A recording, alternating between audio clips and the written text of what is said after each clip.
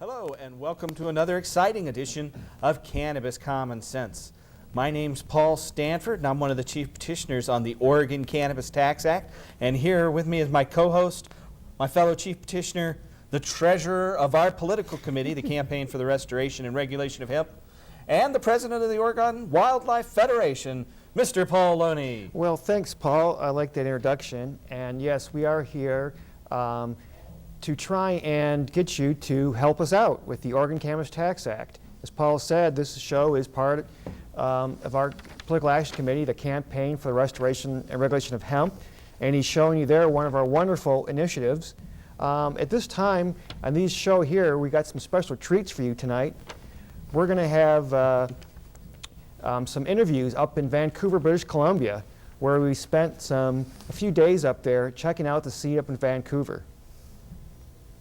And then we had a good time up in Vancouver, Paul. We went up there for, what, 3 days, was it? Yes, I had a wonderful time. It was an excellent trip. Up in Vancouver, the police basically ignore the marijuana laws, and they don't arrest people for smoking marijuana. There's several establishments where people openly smoke marijuana, and we visited there and interviewed some of the people. So tonight we'll have Marc Emery on, who is the founder and original proprietor of Hemp BC. Yeah, I think the viewers out there will really like that. It's quite educational. Marc Emery is quite an inspiration to everybody, I think. He's definitely a unique individual, and he's got his own points of view, which we may not all agree with all of them, but he's got a vision and he followed his vision. I really like that fact that Marc Emery had a vision and he followed it. And it's taken him incredible places. As he'll talk, he's been on CNN, featured on a number of CNN things. He's been on the cover of the Wall Street Journal with his own little picture there. And just tons of places. And he was nice enough to let us interview him for a long period of time. And tonight we'll show a portion of that interview. We'll have some more on subsequent shows as well. Yeah, and we'll have other interviews with other folks up in Vancouver. Because up there in Vancouver, they have the Cannabis Cafe, which sells food made from marijuana products, all vegetarian, a lot of good vegan dishes. Has the Hemp BC retail store, all sorts of products made from hemp, clothes, and of course it has the smoking utensils, it has books on growing, and it has just books on the plant itself, the history of it, and interviews with Cannabis Canada magazine, which is one of the best magazines out there today on the whole hemp issue, and interviews with some people who work for the magazine, and just some scenes of Vancouver. Yeah, Vancouver's a lovely city, and we got to go up there and kind of taste the cannabis culture, so to speak, and we're happy to take you there and inform you of what's going on in our show. But before we go to our Marc Emery interview, or at least part one of that, we want to remind you to give us a call at 235-4606. We're circulating the Oregon Cannabis Tax Act petition, as many of you know. And if you have some of those petitions, I want to urge you to fill in this box on the bottom and mail them back to us right away. If you're going to get some more signatures, do it now. Mail it back to us. We'll mail you some more, but let's get those petitions in.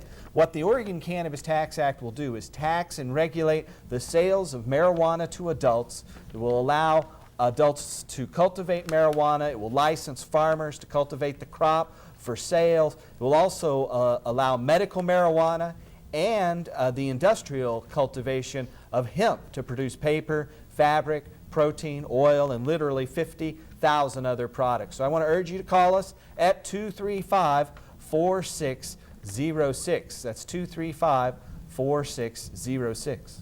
Yes, definitely give us a call and help us out. I mean, we want to change the entire culture here in Oregon that's surrounding hemp. Get rid of the prohibition culture and go into a much more of a regulation culture. That's like, the first step to freedom is to, get rid of prohibition, and we want to just regulate it the same as alcohol is.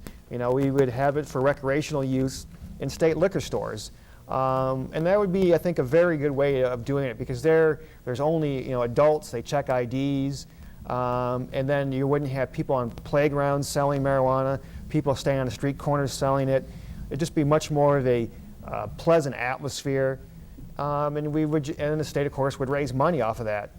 and I think everybody would have a much better time with it. And as you can see up in Vancouver, there's such a wonderful atmosphere up there. There's a great community, and I hope that comes through in the shows that we have upcoming here, the various interviews, that the people up there just really know how to respect the plant. And then therefore, everybody's okay with it. The police are okay with it. It's against the law there, but the police say, hey, you know, as long as you're not bothering anybody, why should we bother you? Right. And that's the way it should be. So the first part of this interview is with Marc Emery. We want to urge you to call us and get these petitions, though, at 235-4606. Now, once again, Marc Emery does say a few radical things. I don't know if we'll get into it at this portion, but of course, he has his own views, and he's really done a lot to change the perceptions and misperceptions regarding marijuana with some facts. So let's, without further ado, let's go to the Marc Emery interview. Here we are in beautiful Vancouver, British Columbia in Canada, interviewing the most famous marijuana smoker in the world. The latest, this is Marc Emery. Thanks for having us, Marc. How are you, Paul? I'm glad to be here. Thanks for having us. You originally were in Ontario. Oh yeah, I you, was. You were an activist there. Oh yeah, since 1980 I've been an activist. You know, I was greatly inspired by Ayn Rand and the book Atlas Shrugged and The Fountainhead in 1979, and I've become a real activist ever since in issues of human freedom and liberty. And nothing more pressing than marijuana legalization in that front. But for the first 12 years, from 1980 to 1992, I went to court and jail for many different things, opening my stores on Sunday, which we were convicted of and sent to jail. We used to sell everything that the government banned, so we went to court and were convicted there. And during a municipal garbage strike in 1986, I provided my own private garbage service for free for the public. Picked up 72,000 pounds of garbage, just to basically show people they shouldn't be helpless during, you know, government strikes. I mean, I've done all sorts of stuff, but prior to the marijuana legalization issue, which I really started in earnest in around 1991. Mm-hmm. In 91, was that when you moved here? Was that back in No, actually, Ontario that was in as well? Ontario. We started selling illegal banned books on marijuana. I was shocked to find that they were illegal, but I always wondered why High Times was never on the newsstands in Canada and why you couldn't buy any kind of material about marijuana. And it's because Canada has a law that basically says anything that promotes, advocates, or in any way condones marijuana use is illegal and subject to a $100,000 fine, and that's on video or in printed form. It specifically asks for marijuana? No, it says any illegal drug. Oh, so any you can't promote any illegal drug, and if marijuana is illegal, of course, and that's the primary one. I mean, there's not a lot of people promoting LSD or heroin, although there certainly is a lot of medical documentation that would also be illegal in those areas too. And of course, all books about the subject are illegal, et cetera, et cetera. And there are no exemptions, and it provides for a $100,000 fine and or 6 months in jail. And that's on a first offense. A second offense, $300,000. So anyway, there isn't any fine bigger than the criminal code, as it turns out. And that's all for books about marijuana. So anyway, we started selling them, but I didn't get charged for that one. That was clearly unconstitutional, so we ended up selling them in front of the police station one day after a big press conference and hundreds of people there, and they still wouldn't arrest me. So that was my history in Ontario, and then I went to Asia to live for a couple of years, came back here in March of '94 and founded Hemp BC on April 11th, 1994. Mm-hmm. And then we really kicked up some dust. Mm-hmm. You know, so what is, or at that time, what was Hemp BC? Because a lot of us don't Well, know actually, what Hemp BC was at that time. when I came here, there were no hemp stores. There were no pipes or bongs. All that's illegal. There were no books about marijuana. The High Times magazine was illegal in all of Canada and not distributed here for 4 or 5 years by that time. And there was nothing. And so I knew there must be a market there somewhere. And what I did is from April 11th to July of that year, I sold High Times magazine and Growing Stone door to door to houses, to people at bus stops, to variety stores. I sort of was a mini distributor to about 40, 50 stores who were willing to handle it. But by the way, 4/5 of all the people approached in stores refused to handle High Times because it was banned, they said. And so, you know, human freedom and liberty is not alive in the minds of most booksellers. But we did find some who'd sell it, like here and there, 5, 10, 20 copies and stuff like that. Mm-hmm. And that's what I did for 3 months. Sold things door to door and then earned enough money to to pay the rent on the location at 324 West Hastings, which became the original Hemp BC and where we were first rated. Well, and is Mark, now the Hemp stop you here just for a second. Where did you get the Hemp Times or the High Times from? Oh, we would just import them. They didn't stop them at customs. Oh, they didn't stop at customs. No, that law was not being enforced, but the fear factor involved in having a law like that, meaning you could be charged at any time, meant that conventional distributors simply wouldn't handle it. Because the climate was also different in the 1980s in the Reagan-Bush period. You know, people were easily scared off, but that started to thaw considerably, especially with the influence of The Emperor Wears No Clothes in the late 80s and early 90s. And eventually, we did open on July 7th, 1994, the Hemp BC store, which is now the Hemp BC Legal Assistance Center at that location. I understand that block was all boarded up when you came to it, and that Oh, it's a bad location block. was like It was a slum. firebombed. Yeah, the exact location of where Hemp BC was founded used to be a communist Albanian bookshop, and it had been put out of business when somebody torched it. So the place was all fired and charred inside, and there was urine smells and urinal. It was a filthy block, and that was one of the filthiest buildings. But it was run by a guy who was anxious to have anybody renovate the place and fix it up, and that's how we got in a seemingly controversial business. We had an Asian landlord, and all my landlords are Asian for this building, all our stores, because they tend to only care if they get the rent. They don't really care about what you're doing in that building, and we really do renovate all the buildings extensively. All the properties we've ever been in have been improved considerably. So they benefited by that trust in us, and from there, though, we launched a separate grow shop down the street. Right after the first raid in January '96, we opened the little grow shop 3 weeks later, just next door, and then we consolidated those into the Hemp BC Superstore that you see now. So what was the initial reaction of the authorities when you opened up the first Hemp BC store? We never got any reaction. I've never yet had a complaint sent to me in letter form or in written form from City Hall, from anybody. In fact, I've never had a complaint from the general public either. And I used to work there 6 days a week, and I've never had a single person say, I don't agree with what you're doing. I've never had it. It's the least controversial enterprise I've ever started. That's great to hear. Yeah, well, you got to understand that Vancouver and British Columbia are very much a live and let live society. The problem is they don't get politicians that reflect that. And that's typical, because live and let live people don't tend to go vote. People who tend to vote tend to be people with property vested interests. You know, people from Vancouver's west side who have a lot of wealthy property, and they don't want anything to change, and they don't want to keep it white, Caucasian, and that old Vancouver. The people who want the new Vancouver are the immigrants, the new people here, the movers and shakers, young people who don't conventionally see any purpose to voting. And to a large degree, they're correct. There is no real purpose to voting, but the problem is we're victimized by the electoral process in the absence of that. So that's a problem. Well, what do you see the future here in Vancouver, the city, and the province of BC about democracy then? If this many people are flouting the law, and they won't change the laws, I mean, is that going to have any sort of impact on democracy here, do you think? Well, ultimately, politicians are like a flock of seagulls. They follow the leader, and the leader is public opinion. And public opinion, if it lingers long enough in the one direction, will eventually permeate society completely, and all people will presume that is the proper way to think. And so things are going to happen in a very gradualist way, without any momentous decisions on behalf of Parliament or some old judge who is not going to deliver liberty to us because we think we're due. Judges are very frightened old men, really, who've been insulated behind a court bench for a lot of their lives and don't really understand the real world and aren't used to shaking things up in any proper, controversial way. Especially Canadian judges. Canadian judges are particularly conservative. They like to think they've got a heart of gold, and sometimes they do have a compassionate heart, but they're not the kind of people that are courageous enough to change laws. And you're not going to find politicians. I mean, you have 3 million pot smokers in the country, about 15% of the adult population, perhaps even more. I mean, you have clearly no one in favor of prohibition in Canada any longer, but nonetheless, you don't have a single advocate for marijuana legalization in Parliament. I mean, not one single guy has taken on the issue of civil liberties for marijuana smokers, even though you'll find people in Parliament having the same interest in homosexuals, of whom there are far fewer in Canada, and you'll see the same people having the same interest in First Nations or Chinese or Asian people's rights, and all of those are legitimate, but there's far fewer of each one of those groups in Canada than there are marijuana smokers. And for some reason, we have been considered suitable scapegoats, like they have in America, for 60 years, and there's no explanation ever offered. Like in Parliament, they never give an explanation as to why we're keeping prohibition. Nobody says, yes, we need to criminalize 1 million Canadians and arrest 100,000 every year, and for what purpose? And you never get that answer. You never get part 2 of the opening premise. Like, okay, if we're having this police state, what's the explanation? Well, we don't have one. And so it goes like that, and that's most incomprehensible. Well, but isn't it great what's going on up there, Paul, in Vancouver, British Columbia? oh, it's just fascinating what's going on up there, and we can do better here by getting our petition and getting signatures, get on a ballot this November, and then come January 1, we could have cannabis cafes here in Portland, all over Oregon. Right, and we need your help to do that. We've been doing these shows for a year now. If you have called us previously and got our petitions, please send them right in.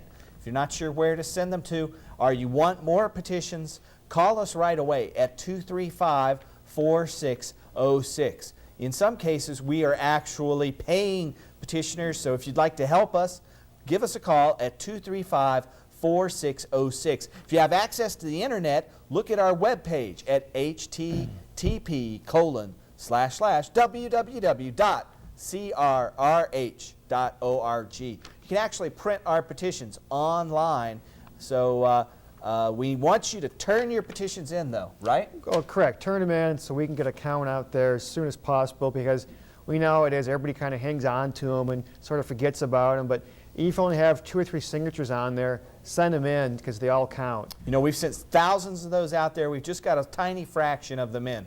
So we urge you to send your petitions back in. We have to have them by the end of June. So if you have petitions, send them back. And if you need more, give us a call at 503-235-4606. If you're in the Portland area, that's 235-4606. So I guess we should get back to that Marc Emery interview. You know, it's just fascinating. Yeah, it is. It's good to know that early history of how Hemp BC started and how the whole culture there started in the community.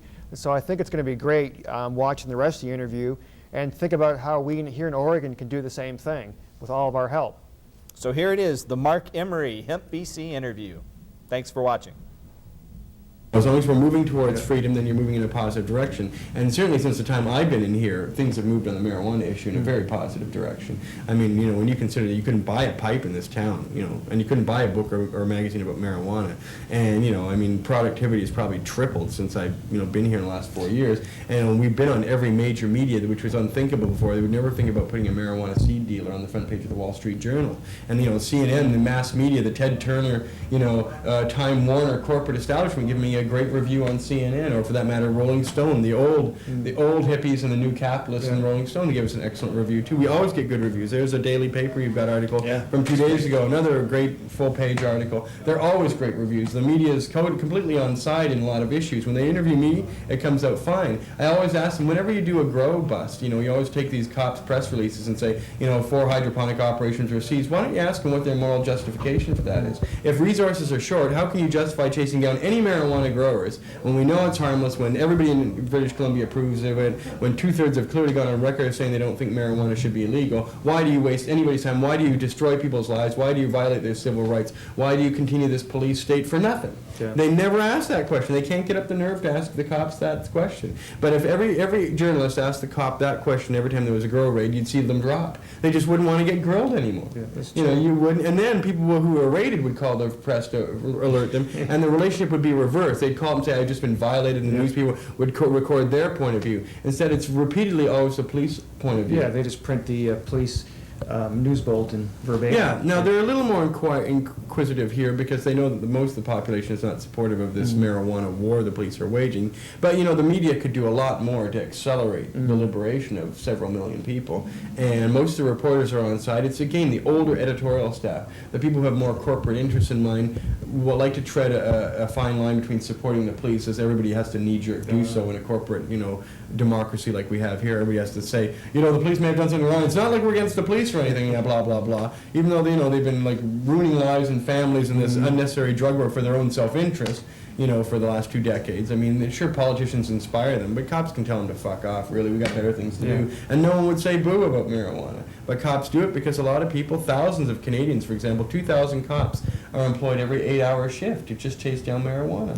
So if they made marijuana illegal tomorrow, you got 6,000 guys right there who are immediately superfluous, and probably 10 or 20,000 other cops. I mean, if you didn't have a drug war at all, you would need half the police officers in North America that you've got today.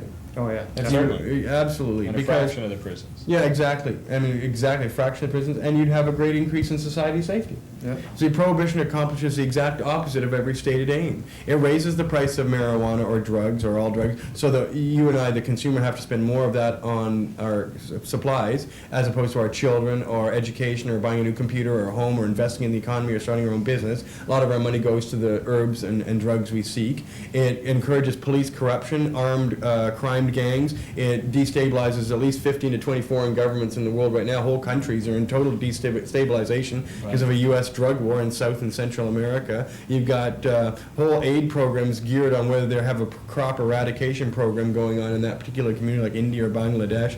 You've got organized crime profiting because it's illegal. You've got biker gangs. You've got police corruption. You've got people being shot dead in their homes during raids. You've got every kind of civil liberty disobedience, from urine testing to kids ratting on you at school to parents ratting on their kids. I mean, it's a whole terrible system we've fostered with this drug war, and not a good thing has come of it. It's destroyed everything that's supposedly held dear in America: freedom, privacy, liberty, money, law and order, clean government. Prohibition ruins it all. Well, I mean, I think the one Well that said. one that we really lost in America. I don't know how you guys are going here, but the right to be free from search and seizure in America. I mean, when I was a kid growing up, that was always held up to be one of our greatest ones. Yeah, we don't have Now that here it's in gone. Canada, really. There's no privacy, or cops do what they want. The thing is, they tend to be politer about it. It's friendly fascism, in a sense. But then, I should talk. So on one hand, if I were in the United States, I'd be in jail for the next 20 years. So Right. I've got 17 counts against me, including 9 trafficking, and I'm still walking. I don't know how long that'll last, but I'm still out on the street. Even if they barred me from my own businesses and forced me at gunpoint to sell them, the fact is all of it still basically exists, except I'm not allowed to own it. You've got to be flexible. You can't go on that block. Yeah, you can't go on that block. Well, these are revolutionary times, and for a revolutionary to still be allowed on the street, not shot dead, maybe I should be grateful. Yeah. Yeah. So what kind of legal charges are you facing? Well, we've got 8 counts of trafficking from 2 different times. The most recently, the one that got me barred from my own store is allegedly, and this usually I get charged, by the way, after I do a major national interview of some kind, or we get raided or something like that. And I was on the Vicky Gabbro show live for 25 minutes nationwide. And then later on the day, I got served with, I was put in jail. I was charged with 2 counts of trafficking, marijuana and hashish. And apparently 2 months earlier, some Americans had come up to my cafe, a man and his 3 daughters, and I allegedly got them high. Allegedly gave them a gift of $5 worth of hash, which would be about that much, I guess, half a gram, a quarter of a gram. And they went back to the United States, and they got caught with it, and they said Marc Emery gave it to us, and they were let go. And you don't really recall this happening. Oh, God, right? no. I mean, It could well just be a story. They say, oh, Mark. Oh, yeah, well, I find it fantastic that it's even, you can use that. I mean, that way, what about the guy who's caught with a big truck full of pot? He can just say, hey, Marc Emery told me to deliver this. Bill Clinton gave it to you. Or the mayor of Vancouver. But anyway, so they sent this back to Vancouver, and they sat on it for 6-7 weeks, and then all of a sudden, right after that interview, they charged me with 2 counts of trafficking, and there's no witness, because they're not coming back here to testify. There's no hash, no cop ever saw it, and the only person who took a statement is an American immigration officer. So it's not even within the legal jurisdiction of Canada that anything is alleged to have happened with anybody. But the thing is, they charged me, and we don't come to trial till next December, so for the whole year. So anyway, they put me in jail. So that's what Yeah. that's what led to you not being able to visit. Yeah, these because they enterprises put me in you started. jail, and they said, listen, if you don't agree to never go back to the 300 block, you have to sign this agreement undertaking, and the failure to obey it is indefinite imprisonment, right? Then we're not letting you out. We're going to ask them to hold you in because you've already got tons of trafficking charges, and so I had to agree to it, or they would have never let me out for months and months. So now, if I'm going the block where my old shops are, then I would go to jail indefinitely until it comes up to trial in December. Isn't that great what's going on up there in Vancouver? Once again, I'll have to say it's fabulous. I mean, it's just so interesting. Marc Emery is such a great person. Yeah, he's fascinating how he stood up for all of our rights up there and pioneering things with direct civil disobedience. Yeah, exactly. I mean, from what he started off with, just like selling banned books and banned magazines, to saying, okay, we're going to sell, smoking utensils. And To a multi-million-dollar enterprise with 43 employees. He just pulled himself up by his bootstraps, basically going door to door selling magazines and using that to open his businesses. Yeah, I mean, that's kind of interesting, going from shop to shop, saying, okay, here, do you want to take a couple This banned copies magazine that can get you Yeah. busted. and it's just, it was quite impressive how he did it. Like I say, I mean, the man, he had a vision, and he followed it, and he got there. And I think, we here have a vision in Oregon. Right, and that is to completely legalize and regulate adult sales of marijuana, to allow people to grow their own, to license farmers to grow the crop commercially, to allow medical patients to access marijuana through pharmacies with the doctor's prescription, and to allow farmers without a license to cultivate industrial hemp to produce thousands of different products. And we can do that here in Oregon with your help. That's right. Call us, 503-235-4606. And give us a call today, and help us put into reality our vision. You know, Marc Emery, like I say, had his vision up there in Vancouver for all of British Columbia and for eventually all of Canada, and he wants to have it for all of North America. I mean, he's quoted in a Rolling Stone interview, the one that has Buffy the Vampire Slayer on the cover, if folks want to go out and look at it. It's a great interview with Marc in there, and he's saying that, you know, he wants to spread his vision elsewhere, and he doesn't mind who else copies it. Right. In fact, he said that, and it was picked up in the Portland magazine, the Willamette Week, that Portland is going to be one of the next places to follow that example. So we want to go farther than that. We want to regulate the market and just end prohibition here and now. So help us with the Oregon Cannabis Tax Act. Call us at 235-4606. If you have our petitions, send them back in now. We'll send you out some more, but we have to have all of our signatures by the end of June. Don't delay. Send them back today or call us right now, and we'll send you the petitions in a week. So call us right away. Yeah, you know, give us a call, you know, and talk to us. If you're feeling alone out there, that, you know, there's nobody else out there like that, that's going to, like you, that likes to see it regulated, likes to see patients being able to get this with a doctor's prescription for whatever the doctor thinks it should be needed for, you know, call us and talk to folks who are just like you, who want to see this regulated, who want to see an end to prohibition, who want to see an end to crime, who want to see an end to the war on some drugs, who want to see a beginning of freedom, to bring back our liberties, to bring back the fun that marijuana can give you in any kind of recreational pursuit. And to stop this incredible buildup of prisons and the prison industrial complex in the United States. If you want to help restore freedom in America, help us with the Oregon Cannabis Tax Act by calling us at 235-4606. Yeah, definitely give us a call. And like I say, I mean, I just, you know, it's to ban a plant that is just so ludicrous to me. I mean, something that grows, it shouldn't be banned. I mean, it's just like, who, you know, we think we're more powerful than nature, that we're more powerful than a plant. You know, it's just like a plant grows naturally. I mean, it's just like, this is a downfall of our society when we try to ban things that are natural. So call us at 235-4606. And in closing, I would like to tell you that I am a candidate in the Democratic primary that's coming up on May 19th. I'm running for state representative. There are 6 different candidates in the race for House District 14. That's inner southeast and northeast Portland. So if you live between Holgate and the Banfield Freeway from Southeast 50th down, vote for me in the May 19th Democratic primary here in inner southeast and northeast Portland. That's D. Paul Stanford for state rep. Thanks for watching. Call us, get our petition. Call us at 235-4606. All right.